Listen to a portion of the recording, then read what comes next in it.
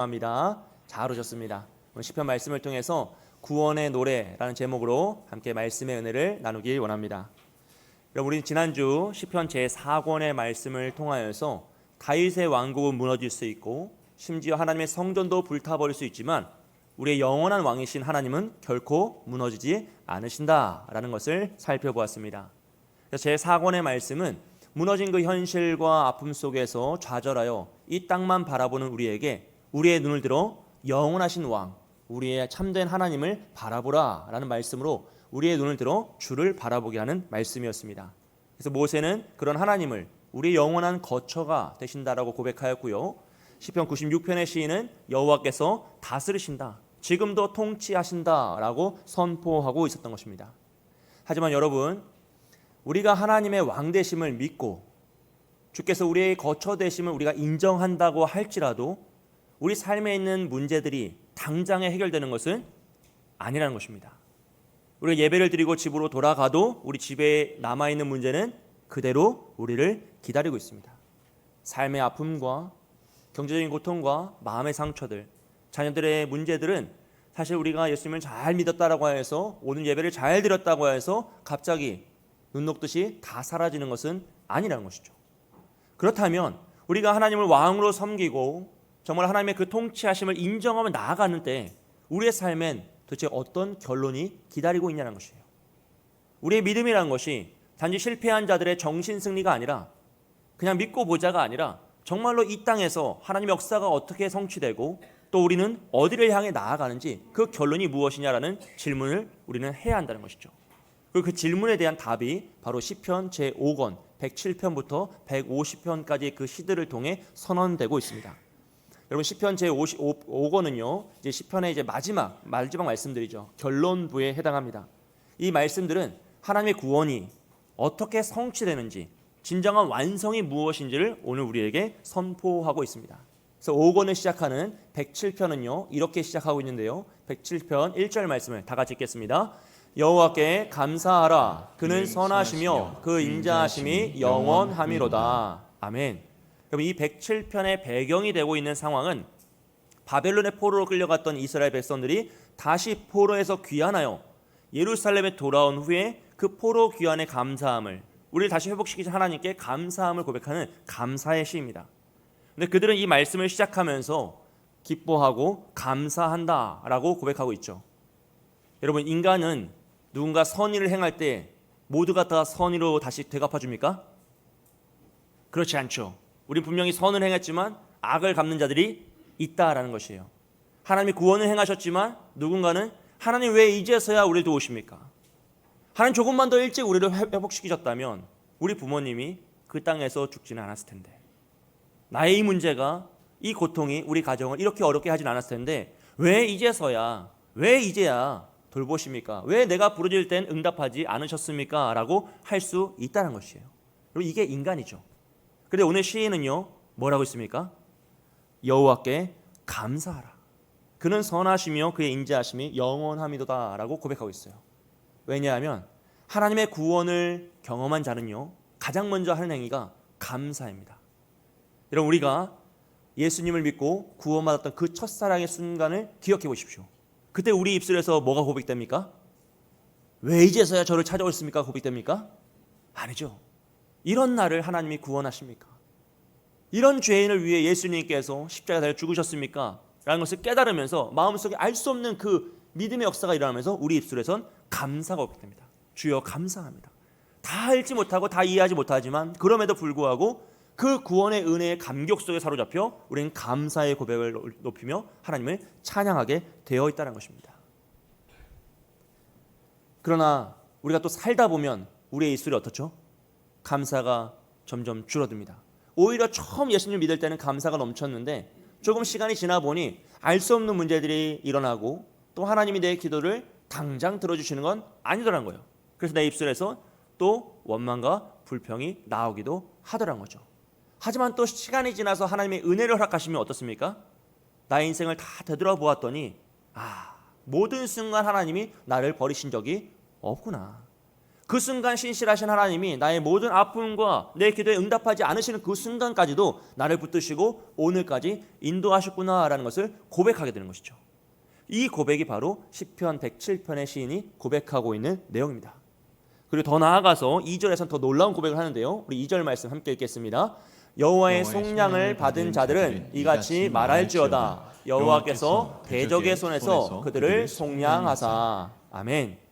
여기서 나오는 이 속량이란 단어는요, 히브리어로 가알이란 단어를 쓰는데 이것은 단지 돕다, 조금 보살폈다라는 의미가 아니라 값을 지불하고 회복시켰다라는 의미입니다. 즉 노예로 팔려간 자에게 노예의 값을 지불하고 그 사람을 사서 그 사람을 자유인으로 만들어주는 상태예요. 내가 빼앗겼던 재산, 내가 잃어버린 재산을 다시 값을 주고 사서 회복시키는 그런 뜻을 가지고 있습니다.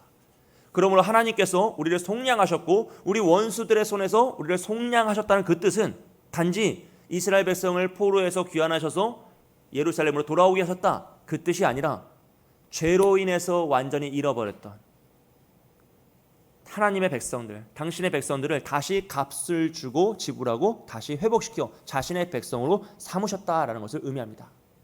여러분, 우리는 모두 죄 아래 팔렸던 자들이죠. 우리는 존재로 다 죄인이기 때문에 다 죄 아래 팔려서 사단의 권세 아래에서 눌려있던 자들입니다. 그런데 예수님께서 우리의 죄를 대속하심으로 하나님의 우리를 속량하셨습니다.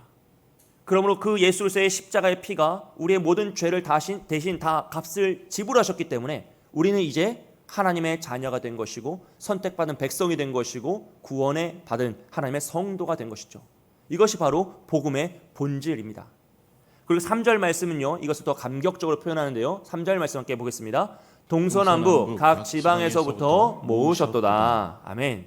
이 말씀을 이해하기 위해서는요, 바벨론 포로 시기를 생각해야 되는데 바벨론이 남유다를 침공하고 모두가 다 포로 잡아갈 때 많은 사람들이 포로로 잡혀갔어요. 또 하지만 많은 사람들은 애굽으로 도망쳤습니다. 또 사방 나라들로 뿔뿔이 흩어졌어요. 그래서 디아스포라 유대인들이 생긴 것이죠. 온 나라들로 이 하나의 민족이었던 이스라엘이 다 흩어지고 만 것입니다. 그런데 그 흩어진 백성들을 하나님은 어떻게 하셨다고요? 동서남북에서 다 모으셨다라고 설명하고 있습니다. 이 모으셨다라는 것은요, 시편 제4권의 마지막 말씀이었던 106편 47절의 기도에 대한 응답의 역사입니다. 우리 106편 47절 말씀 함께 읽겠습니다.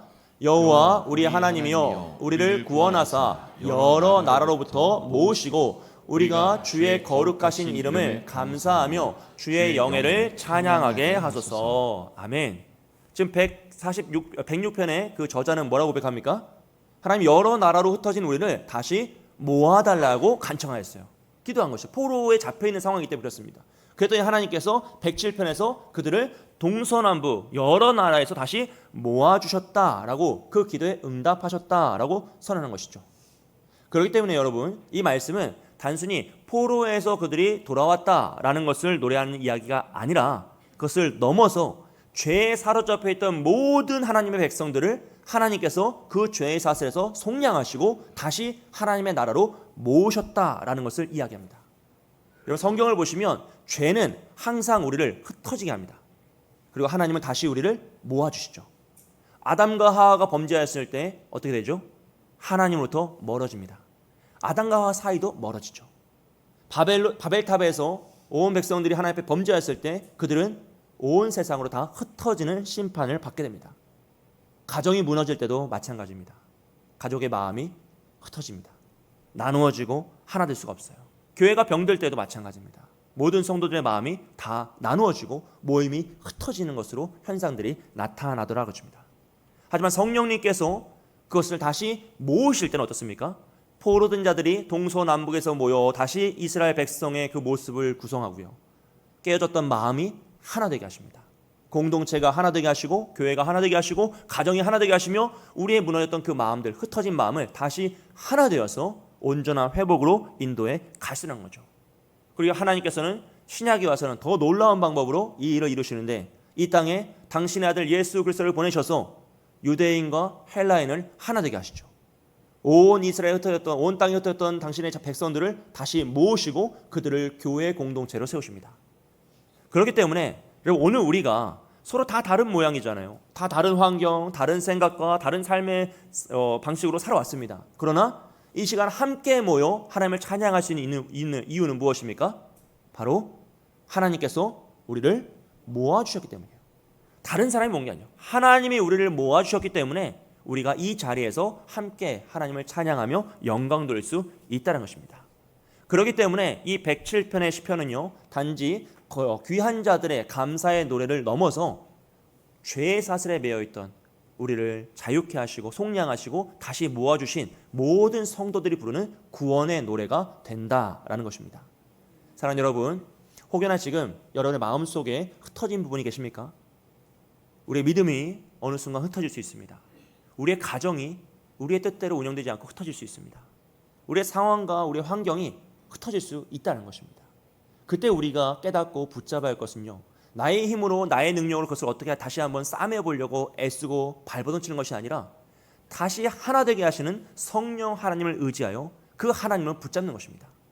이 시편 107편은 우리에게 하나님은 모으시는 하나님이시고 속량하시는 하나님이시며 끝까지 우리를 붙잡고 완성으로 이끌어 가시는 하나님이다라는 것을 선언하고 있습니다. 여러분, 그 하나님을 붙잡으시고 여러분의 흩어진 모든 문제를 하나님께 아뢰고 하나님께 의탁하는 저와 여러분이 되시길 주님의 이름으로 축복드립니다. 그리고 그 구원이 어떻게 완성되는지를 보여주는 것이 바로 118편의 말씀이에요. 하나님은 흩어진 백성들을 모으실 뿐 아니라 그들을 완성의 단계로, 온전함의 단계로 이끄시기 위하여 그들을 구원해 내십니다. 그리고 그 구원자의 모습을 시편 118편 22절은 이렇게 고백하고 있습니다. 우리 함께 읽겠습니다.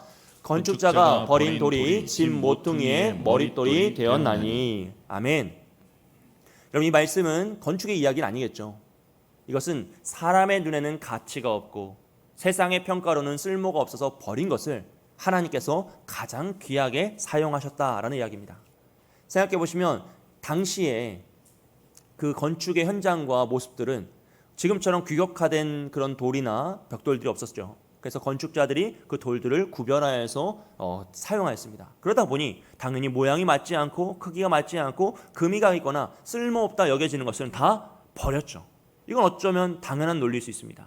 그런데 하나님께서는 놀랍게도 그 건축자들이 버린 돌을 가지고 그 집의 모퉁이 머릿돌, 주춧돌을 삼으셨다는 것이에요. 이 모퉁이 머릿돌이란 것은요, 그 집의 중심이 되는 돌입니다. 그 집의 방향과 모든 것들을 균형을 잡는 가장 중요한 자리에 위치한 돌이죠. 그런데 하나님은 사람들의 평가에 올바르고 좋은 돌을 사용하신 게 아니라 그들이 버린 쓸모없는 것다고 버린 그 돌을 사용하셔서 가장 귀하게 사용하셨다는 것이죠. 여러분, 이것이 바로 하나님 나라의 방법이죠. 역설의 방법입니다. 하나님은 세상에서 가치 있다고 여기는 것, 사람들이 좋아하는 것을 함께 기뻐하시며 가치 있다고 말씀하지 않으시고요. 오히려 사람들이 가치 없게 여기는 것을 들어 더 귀하게 사용하실 때가 많더라는 것입니다. 약한 자를 들어 강한 자를 이기게 하시고 미련한 자를 들어 지혜로운 자를 부끄럽게 하시는 그 하나님의 역설의 방법이 이 말씀에서도 그대로 사용되고 있는 것이죠. 사람들은 어린 다윗을 보며 그는 어린 목동이라고 무시했죠. 하지만 하나님은 그를 이스라엘로 왕에 세우십니다. 사람들은 요셉을 애굽의 노예로 팔았습니다. 하지만 하나님은 그를 애굽의 총리로 세우셨습니다. 사람들은 모세를 나이 많은 그냥 늙은 목자라고 생각했습니다. 하지만 하나님은 그를 이스라엘을 이끄는 지도자로 세우시더라는 것이죠. 이것이 바로 하나님 나라의 방법입니다. 그리고 이 방법을 궁극적으로 오실 메시아 예수님을 통해 완성되는 것이죠. 예수님이 이 땅에 하나님의 아들로 오셨지만 사람들은 그를 인정하지 않았어요. 그들이 원하는 모양이 아니었고 원하는 규격이 아니었습니다. 원하는 방식이 아니었어요. 그래서 어떻게 하죠? 건축자들이 쓸모없다고 버리는 돌처럼 예수님을 거부하고 버렸습니다. 유대인들은 예수님을 거절하였고 제자들도 다 도망쳤고 사람들은 예수님을 십자가에 못 박아 죽이기까지 하셨다는 겁니다. 그래서 십자가는 실패처럼 보일 때가 있어요. 예수님의 그 십자가의 모습을 보면 모든 것이 다 끝난 것 같고 좌절한 것 같고 완전히 버림받은 돌처럼 여겨질 때가 있다는 것입니다. 그러나 하나님은 그 버려진 돌을 통해 그 집에 모퉁이 돌을 세우셨던 것처럼 그 예수님의 십자가를 통해 우리를 구원하시는 구원을 완성해내십니다. 하나님의 구원의 역사가 그렇게 버려진 돌을 통하여서 성취되며 복음의 역사가 일어난 것이죠. 그리고 그 모습을 깨달은 하나님의 방법을 깨달은 시인은요, 이 모습을 이렇게 설명합니다. 우리 23절 말씀입니다. 함께 읽습니다. 이는 여호와께서 행하신 것이요 우리 눈에 기이한 바로다. 아멘. 여러분 이게 무슨 말이냐면요, 우리는 자꾸 우리의 지식과 능력으로 하나님을 해석하려 할 때가 있다는 거예요. 하나님을 이해하고 싶을 때가 있다는 거죠. 물론 그 마음은 좋은 마음일 수 있습니다. 하지만 내가 이해되지 않는 부분에 있어서 하나님의 영역을 인정하지 않는 건 무지함이고 불신앙이라는 것이죠. 우리가 우리의 눈으로, 우리의 지식으로, 우리의 경험으로 하나님을 판단하려고 하면, 여러분 만약 그런 하나님이 계시다면 그분은 하나님입니까? 아닙니까? 하나님일 수가 없어요. 우리 생각에, 우리 경험에 사로잡혀 있는 하나님은 결코 참된 신이 될 수 없다는 것이죠. 그래서 하나님은 당신의 일을 당신의 방법으로, 당신의 지혜로 해석해서 이루어 가십니다. 그것을 오늘 시편 기자는요, 기이한 바로 했어요. 신비라고 하는 거죠. 우리의 지혜를 뛰어넘습니다. 우리의 경험을 뛰어넘어요. 이 세상의 이치를 뛰어넘는 하나님의 그 신비하신, 그 기이한 일들이 성경에 너무나 많이 나와 있고, 무엇보다 우리를 구원하시는 방법에서 완성되었다는 것이죠. 이것을 인간의 눈과 인간의 지혜로, 인간의 방법으로 해석하려고 하면 넘어질 수밖에 없는 것이죠. 그래서 바울은 뭐라고 합니까? 복음이 유대인들에게는 거리끼는 것이고 헬라에게는 미련한 것이라고 했어요. 인간의 지혜와 능력과 경험으로는 이해할 수도 없고 그것을 거부할 수밖에 없다는 것이죠. 왜냐하면 이것은 하나님의 신비이기 때문입니다. 여러분 세상은 힘으로 승리하려 하지만 하나님은 어떻게 하십니까? 십자가로 승리하셨습니다. 세상은 높아져야 이긴다라고 하지만 하나님은 겸손으로 낮아져야 이긴다고 하셨습니다. 세상은 지배하며 성공하고 이것을 이루어 나라를 만들어가지만 하나님은 사랑과 섬김과 겸손으로 십자가로 당신의 나라를 세워가있습니다. 그래서 복음은 언제나 기이한 것이에요. 우리의 지혜와 능력으로 다 해석할 수가 없는, 오직 하나님의 은혜로만 우리가 받아들일 수 있는 신비의 영예라는 것이죠. 그리고 이 신비를 깨달은 시인은요, 마침내 이렇게 고백합니다. 24절 말씀입니다. 함께 읽습니다. 이 날은 여호와께서 정하신 것이라, 이 날에 우리가 즐거워하고 기뻐하리로다. 아멘. 여러분 여기서 나오는 이 날은요, 단순히 좋은 날, 어떤 시점을 이야기하는 것은 아닙니다. 여기 나오는 이 날은 버려진 돌이 모퉁이 돌이 되는 그 날입니다. 하나님의 구원의 역사가 성취되고 예수 그리스도가 구원을 완성하시며 그것이 온 세상에 선포되는 바로 그 날입니다. 복음의 역사를 보면 주께서 십자가에 달려 죽으셨다가 3일 만에 부활하신 그 부활의 날입니다. 이 복음이 온 세상에 선포되어 사탄 마귀의 권세가 무너진 날이고 교회가 시작된 날이 바로 이 날입니다. 그리고 이것을 우리 개인에게 적용하면요, 우리가 예수를 믿고 구원받은 그 날입니다.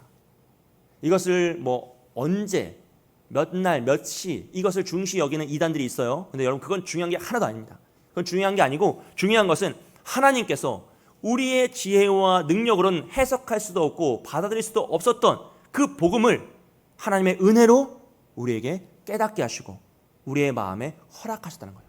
그래서 우리 구원의 백성으로 삼아주셨다는 겁니다. 속량하신 거죠. 그 날을 우리가 기념하는 것이고 그 날을 우리가 기뻐하는 것이죠. 그래서 그 날에 어떤 일을 합니까? 내가 이해되지 않았는데 믿어지는 역사가 일어납니다. 지금까지 난 평생토록 이해되지 않는 건 믿지 않았고 이해되지 않는 건 거부하며 살았는데 어느 순간 이 복음이, 이 십자가가 나에게 이해되는 것이 아니라 믿어져 버리는 역사가 일어나요. 그래서 우리의 눈에선 나도 알 수 없는 눈물이 흐르기도 하고요.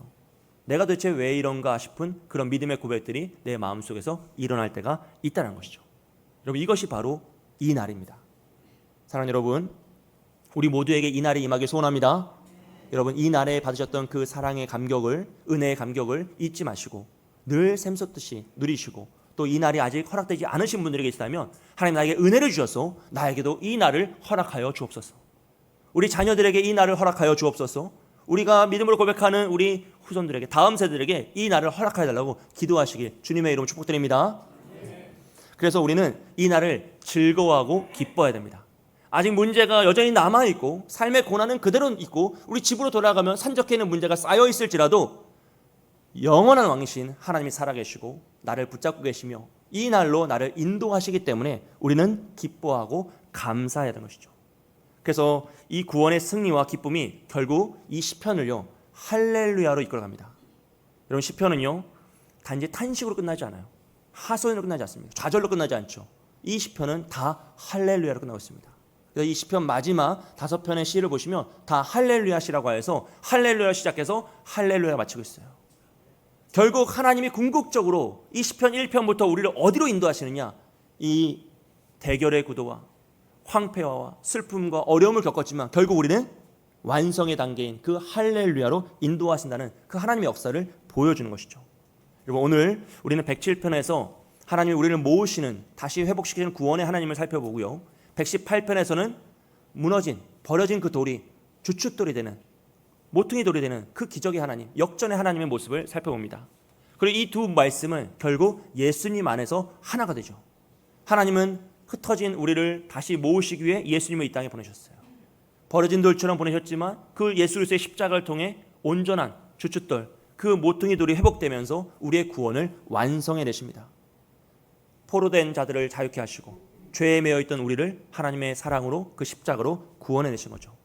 그래서 이 시편 5권은요, 단순히 포로 귀환의 이야기가 아니라 죄에서 자유를 얻은, 궁극적인 회복을 얻은 자들의 구원의 노래가 되는 것입니다. 지금까지 여러분 시편의 전체 구조를 한번 생각해 보세요. 제1권에서는 의인이 이 세상을 살아갈 때 악인들로부터 당하는 고난, 그래서 대결의 구도를 살펴보았습니다. 그리고 제2권에서는 그 대결의 구도 속에서 의인은 목마른 사슴이 시냇물을 찾듯이 하나님께 부르짖어요. 그럼 하나님은 언제든지 그 의인을 찾아오셔서 그를 그 전장에서 회복시키시고 그에게 하나님의 공의와 사랑을 선포하시며 온 세상에 하나님의 능력을 선언하게끔, 그 교류하게끔 그의 삶을 인도해 가시더라는 거죠. 제3권에서는 죄가 만연하여서 다윗의 왕국이 무너지고 성전은 불타며 다윗의 왕관이 땅에 떨어지는 그 슬픔을 맞이하게 됩니다. 하지만 그 슬픔은, 그 좌절과 시험은 하나님이 우리를 멸망시키기 위함이 아니라 더 성숙하게 하시고 더 온전하게 하시는 방법이었다는 것이죠. 제4권에 와서는 그 성숙을 깨달은 시인은 하나님을 향하여 우리의 영원한 거처가 되신다고 고백하고 하나님께서 우리를 영원히 다스리신다라고 하며 새 노래를 부르게 되는 거죠. 제5권에 와서 마침내 구원의 노래가 선포되기 시작해요. 그 고난과 아픔의 시간을 통해 성숙한 그 백성을 하나님은 어디로 완성하시느냐? 바로 그 구원의 노래로, 그 완성의 노래로 우리를 인도해 가시는 겁니다. 흩어졌던 우리를 모아주시고 하나님은 우리 인생의 모퉁이 돌이 되셔서 우리 인생을 지탱하시고 방향을 맞춰가시고 가장 아름다운 모습으로 우리 인생을 빚어 가시더란 겁니다. 그리고 그 마지막 결론이 바로 시편 150편입니다. 그리고 150편은 6절 말씀에서 이렇게 마무리하고 있습니다. 우리 6절 말씀 함께 있습니다. 호흡 있는 자마다 여호와를 찬양할지어다. 할렐루야. 아멘. 이 말씀은 단순히 150편의 결론이 아니라 시편 전체의 결론이죠. 호흡 있는 자마다 여호와를 찬양할지어다. 할렐루야. 주님을 찬양하라, 주님을 찬양하라 외치고 있습니다. 그리고 결국 하나님이 우리를 어디로 인도하십니까? 좌절과 절망의 자리에 버려두시는 것이 아니라 그곳에 우리를 건져내셔서 할렐루야의 자리로, 완성의 자리로, 구원의 노래를 부르는 자리로 우리를 인도해 가시는 겁니다. 여러분, 이것이 하나님의 역사예요.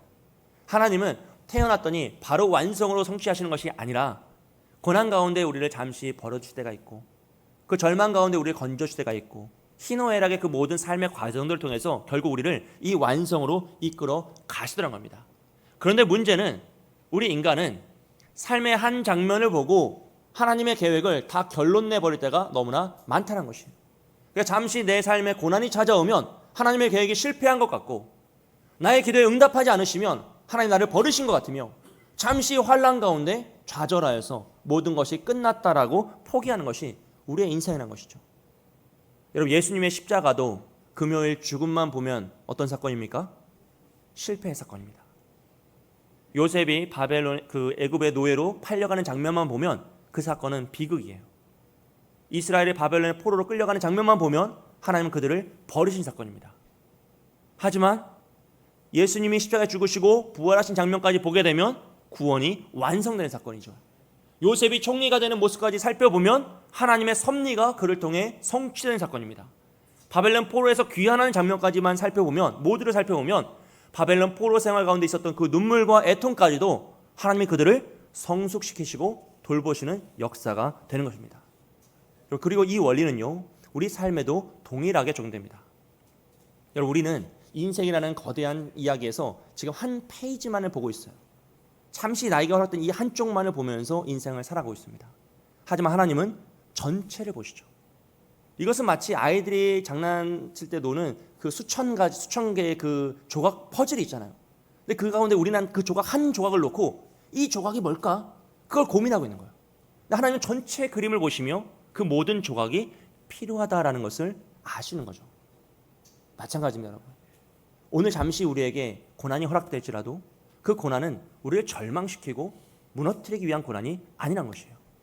또 반대로 우리가 잠시 기쁨과 성공이 주어졌다 할지라도 그것이 내 인생의 결론이 아닐 수 있습니다.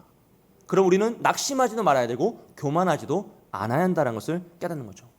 오직 우리는 하나님만을 붙잡는 거예요. 그래서 나의 이 상황보다 크신 하나님, 지금 나의 문제보다 크신 하나님, 나의 모든 계획보다 크신 하나님, 나의 눈보다 더 넓으신 그 하나님의 안목을 인정하며 그 하나님의 뜻을 인정하며 주님을 믿음으로 고백하며 나아간다는 것이죠. 그럴 때 우리는 이 시편 150편에서 고백했다는 이 할렐루야를요, 오늘 나의 삶으로 가지고 올 수 있습니다. 문제가 해결됐기 때문에, 내 고난이 끝났기 때문에, 내 기도가 응답되었기 때문에 할렐루야를 외치는 것이 아니라 여전히 문제가 있고 기도가 응답되지 않은 그 순간에도, 내 눈에서 눈물이 흐르는 그 순간에도 하나님이 나와 함께 하시고 이 완성을 이미 그려놓으신, 이미 다 적어놓으신 그 하나님을 신뢰함으로 오늘 그 자리에서 할렐루야를 외칠 수 있다는 것이죠. 제가 예전 교회에서 함께 사역했던 한 장로님의 이야기입니다.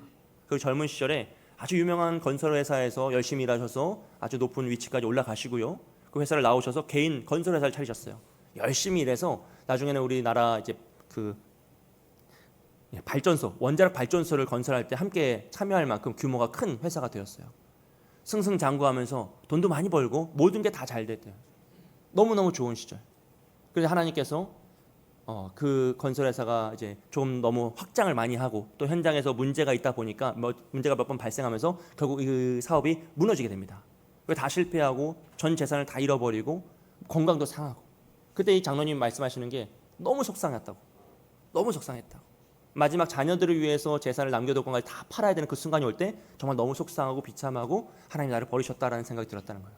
그런데 몇 년 지나고 보니 그 고난의 시간을 통해 하나님이 나를 만나 주셨고 내가 하나님 앞에 가까이 갈 수 있는 정말 축복의 시간이었다. 만약 하나님이 그 사업을 정리케 하지 않으시고 오늘까지 잘 됐다면 본인은 하나님을 이미 떠났을 거라는 거예요. 하나님께 나아간 적도 없지만 앞으로도 그때는 절대 나갈 일이 없었다는 거죠. 심지어 금방 죽었을 거라고. 너무 술 많이 먹고 접대하고 하다 보니까 금방 죽었을 거라고 그런 고백을 하시는 거예요. 여러분, 결국 우리가 인생을 살다 보면 때로는 우리가 버려진 돌처럼 여길 때가 있습니다. 고난을 만날 때가 있고 아픔이 찾아올 때가 있고 아무도 나를 인정해주지 않는 그 슬픔이 있을 때가 있죠. 근데 그 순간이 하나님 우리를 버리시는 시간이 아니라 하나님 우리를 더 견고하게 하시고 더 하나님을 가까이 하게 하시며 더 하나님이 쓰시기에 아름다운 모습으로 우리를 가장 아름답게 빚어가지는 시간인 줄 믿습니다. 그러므로 우리는 우리 가운데 혹여나 지금 이 순간이 그 고난의 시간이고 나의 흩어짐의 문제로 인해서 도저히 내가 손을 댈 수 없는 그 아픔이 있으시다면 여러분 다시 이 말씀을 붙잡으십시오. 하나님은 모으시는 하나님이시고 속량하시는 하나님이시고 무엇보다 우리를 버려진 돌처럼 여기시는 우리를 다시 사용하셔서 가장 아름다운 가장 멋진 돌로 만들어 가시는 그 하나님이십니다. 그렇기 때문에 이 시편 118편과 107절의 말씀을 붙잡으시고 사람의 말을 의지하는 것이 아니라 세상의 이야기에 집중하는 것이 아니라 하나님 말씀을 붙잡고 하나님께 집중하며 나아가시는 저와 여러분이 되시길 주님의 이름으로 축복드립니다. 여러분, 이번 한 주간 이 세 가지를 꼭 기억하셨으면 좋겠어요. 첫째는 하나님은 흩어진 것을 모으시는 분이다라는 거예요. 여러분, 흩어진 마음과 흩어진 가정과 흩어진 상황과 문제를 여러분 스스로 해결하려고 발버둥치지 마십시오. 그 모든 문제를 하나님께 아뢰시고 하나님, 주님은 모으시는 분인 줄 믿습니다. 성령 하나님께서 이 모든 문제 가운데 모아 주옵소서라고 간절히 기도하시며 붙잡으십시오. 둘째로는 하나님은 버려진 돌을 머릿돌로 만드시는 분입니다. 우리 애가 버려진 것 같은 그 순간, 그 아픔들, 그 고통들을 여러분 하나님께 아뢰십시오. 하나님께 붙잡으십시오. 그럼 하나님께서 우리의 인생을 가장 아름답게 빛나는 머릿돌로 세워가실 줄 믿습니다. 그리고 마지막으로 우리의 마지막 노래는 반드시 할렐루야다라는 사실을 여러분 꼭 기억하십시오. 예수님의 십자가는 부활로 끝났습니다. 포로 귀환도 다시 회복되는 것으로 끝나요. 여러분, 성경은 마지막도 다 찬양입니다. 하나님 창조하시고 타락하였지만 시편 기자도 다 할렐루야고요. 요한계시록도 어떻게 끝납니까? 하나님을 찬양하는 것으로 끝납니다. 성경은 다 하나님을 찬양하라고 하면서 끝나고 있습니다. 우리의 인생도 마찬가지인 줄 믿습니다. 우리의 인생은 지금 이 순간에 끝나는 것이 아니라 좌절과 슬픔으로 끝나는 것이 아니라 결국 영원한 하나님의 나라에 가서 영원한 완성의 역사에서 하나님을 찬양하는 것으로 하나님이 끝내신다라고 이미 기록해 놓으셨어요. 그러므로 눈앞의 현실보다 크신 하나님을 바라보시고 나의 삶의 문제와 아픔보다 더 위대하신 하나님의 영광을 붙잡으며 정말로 사방에서 우리를 다시 모으시는 하나님, 버려진 돌로 머릿돌을 세우시는 하나님, 마침내 우리를 할렐루야 그 찬양의 단계로 이끄실 하나님만을 붙잡으며 나아가시는 저와 여러분 되시길. 그래서 이번 한 주 여러분의 가정과 여러분의 삶과 우리 교회에 그런 하나님의 은혜가 넘치는 저와 여러분 되시길 주님의 이름으로 축복드립니다. 이 시간 함께 기도하겠습니다. 말씀을 짜고 기도할 때 하나님 흩어진 우리의 마음과 가정과 교회를 다시 한번 회복되게 하여 주옵소서. 우리를 모아주옵소서. 예수님 안에서 온전한 회복과 하나님의 역사가 일어나게 하여 주시고 아버지 나의 삶이 지금 이 순간 버려진 돌처럼 느껴지는 그 순간들, 실패의 아픔들, 다 이해되지 않는 그 순간들이 있습니다. 아버지 그러나 이 모든 아픔을 주님께 아뢰오니 주님께서 우리를 더 아름다운 머릿돌로 빚어가시고 가장 아름다운 모습으로 이끌어 주옵소서. 그래서 우리가 결국에는 할렐루야 찬양을 외칠 줄 믿습니다. 하나님 우리 입술에서 할렐루야가 떠나지 않게 해주시고 완성의 단계에 이루실 하나님을 찬양하며 나아가는 우리가 되게 해달라고 우리 자신을 위해서 우리 가정과 우리 다음 세대를 축복하면서 함께 기도하겠습니다. 은혜가 많으신 하나님 아버지 감사합니다. 하나님 오늘도 주의 말씀 붙잡고